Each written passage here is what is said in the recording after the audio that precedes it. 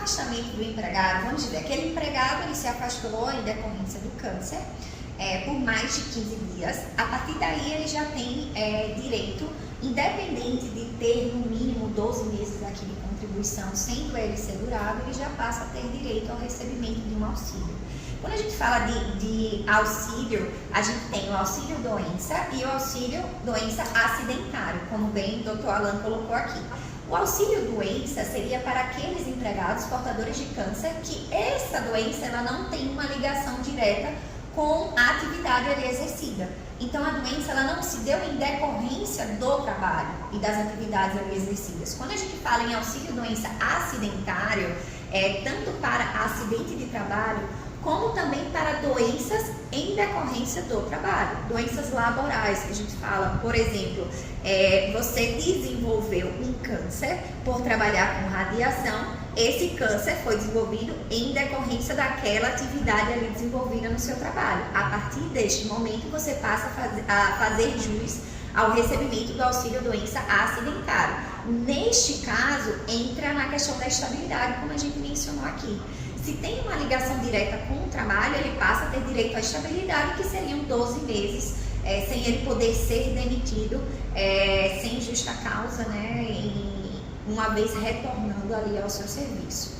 É extremamente importante que o empregado ele tenha um exame, por exemplo, uma biópsia, que detecte que ali ele tem um câncer, fica mais difícil o indeferimento, ou que ele tenha relatórios médicos atestando qual é a real situação dele, quais são os sintomas, que tipo de câncer ele tem, que ele tenha um aporte, que ele tenha documentos para que ele tenha embasamento, até para evitar um indeferimento. Mas aí você pergunta, Rafael, se indeferiu, o que é que acontece aqui? É possível requerer judicialmente, utilizando esses mesmos documentos. No eventual processo judicial aqui, que aí é interessante que o portador de câncer ele busque um advogado especialista na área, um advogado da sua confiança, para que ele vá ao judiciário, leve esses documentos e fundamente ali, ele vai passar por uma perícia médica também no processo judicial, mas ele vai trazer esse aporte de documentos para poder comprovar, olha, eu tenho câncer, eu tenho direito, eu faço jus ao recebimento desse auxílio. Então, a diferença é que esse recebimento ele não vai se dar por via administrativa, né, como a gente fala junto ao INSS, mas sim por via judicial. Mas existe essa possibilidade sim, uma vez sendo interferido o auxílio pela via administrativa, pelo INSS. A de câncer que teve a retirada ali da sua mama, o direito à reconstrução dessa mama, né, que seria uma cirurgia plástica, mas com um tom de reparação, né? Na verdade não seria uma cirurgia plástica por estética, mas sim um tom de reparação. E desde que seja recomendado pelo médico, e aí é importante que, por exemplo, se tem um relatório médico requerendo, indicando, recomendando essa reconstrução mamária, ela passa a ter direito, tanto para aqueles que têm plano de saúde, né, pela iniciativa privada, quem tem plano de saúde tem sim direito a essa reconstrução, assim como aqueles pacientes que foram tratados pelo SUS. Então, essa lei 13.770, ela dá direito a essa reconstrução. Mesmo que você só tenha tirado uma mama, é possível que você faça nas duas mamas, coloque a prótese nas duas mamas. Isso é importante pontuar. Até você que falou, né, e se tiver negativa, né, o que é que se faz aqui, o que é possível fazer? A via que é indicada aqui é requerer judicialmente. Realmente é você ir até um advogado especialista, de preferência em direito médico, para que ele venha a requerer judicialmente o que é seu de direito, porque você tem sim direito à reconstrução, isso está previsto em lei, inclusive quando a gente fala sobre plano de saúde, está na lei 9656, então vá atrás do seu direito. Eu acho que é super válido pontuar aqui, porque muitas vezes em indeferimento junto ao plano de saúde, as pessoas se acomodam e não seguem, não vão atrás, não vão em busca. E às vezes muitos indeferimentos pelo plano de saúde, eles são sim abusivos. A gente sabe que a demora no tratamento, ele pode trazer consequências nefastas para quem é portador de câncer.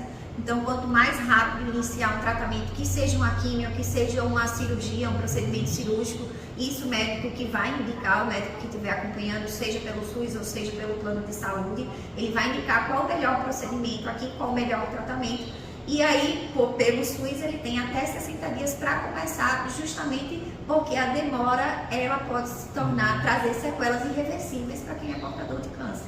O primeiro direito que eu trago aqui é com relação à isenção do imposto de renda aos rendimentos na aposentadoria, reforma, para quem é militar, ou pensão.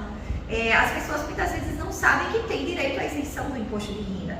E a ideia aqui é justamente que este valor que você deixa, né, de contribuir, ele seja revertido para o seu tratamento. Porque, como você bem pontuou, é um tratamento muitas vezes muito caro, é muito custoso, não está só no tratamento em si. Então você vê que o pós também, por exemplo, vou fazer um procedimento cirúrgico, mas tem todo um acompanhamento depois, tem medicamentos, às vezes tem medicamentos muito caros, às vezes é um procedimento cirúrgico custoso que tem um pós-operatório. Então, além disso, você fica em acompanhamento por no mínimo 5 anos, esperando a remissão desse câncer. Então, tudo isso é custoso, e a isenção do imposto de renda justamente traz essa ideia de você reverter esse valor para o seu tratamento, para o custeio do seu tratamento. Então, vale ressaltar que é para rendimentos na aposentadoria, tá? E nesse caso, o que é que o portador de câncer deve fazer? Ele deve procurar a fonte pagadora, que seja o INSS, que seja o Estado, por exemplo, ou seja de Previdência, um servidor público vinculado ao Estado, que seja a Prefeitura, enfim, ele vai procurar a sua fonte pagadora para requerer, solicitar essa isenção. Aí ele vai passar também por uma perícia para detectar que de fato ele está com neoplasia maligna, que de fato ele está com câncer, e assim ele fazer jus à isenção. Também aqui a gente lida com muitas situações de negativa por parte da fonte pagadora de isenção, infelizmente. Então, também é possível requerer pela via judicial. E aqui só puxando aqui um gancho, que não é só para portador de câncer, mas portadores de doenças graves. Hoje a gente tem a lei, hoje não, é uma lei bem antiga, a lei 7.713, ela é de 88, então ela traz uma abrangência para outras doenças, como por exemplo, portador de cardiopatia grave, portadores de fibrose císticas, hanseníase, esclerose múltipla, AIDS, hepatite grave, enfim, dentre outras doenças que, uma vez detectadas, o trabalhador ali, o aposentado no caso, ele faz jus ao recebimento, tá? Faz jus à isenção desse imposto de renda. E só também puxando aqui um gancho, foi objeto até de uma demanda que eu ajuizei de uma pessoa da minha família que tem uma cardiopatia grave, e na época a gente teve a incidência de uma súmula aqui do STJ, que ela é muito importante, e que isso também se aplica a portadores de câncer, tá? É a súmula 627 do STJ, que ela fala que o contribuinte, ele faz jus à concessão do benefício, né, da isenção do imposto de renda, não sendo exigida a demonstração da contemporaneidade dos sintomas da doença nem a sua recidiva. Ou seja, não precisa que aquele sintoma ele esteja ali latente. A gente sabe que existem doenças que podem ser controladas com medicamentos e que os sintomas eles não vão estar ali sempre em estado latente. Então, né, não necessariamente você precisa estar em estado extremamente gravoso para fazer juízo.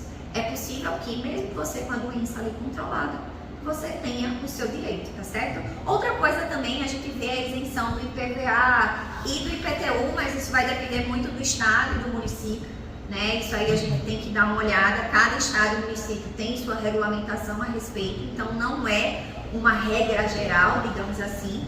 A gente também tem a isenção do IPI, que seria, por exemplo, um imposto de produtos industrializados.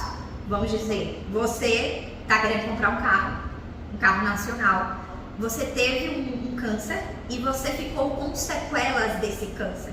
Então, quando você vai comprar um veículo adaptado ao seu caso, é possível você requerer sim essa isenção do IPI, o que vai reduzir bastante aí o custo, né? A gente sabe a quantidade de impostos que a gente paga no país. Então, com certeza, a isenção vai ajudar muito na redução, e você também pode estar requerendo administrativamente, como a gente fala, ou judicialmente em caso de negativa.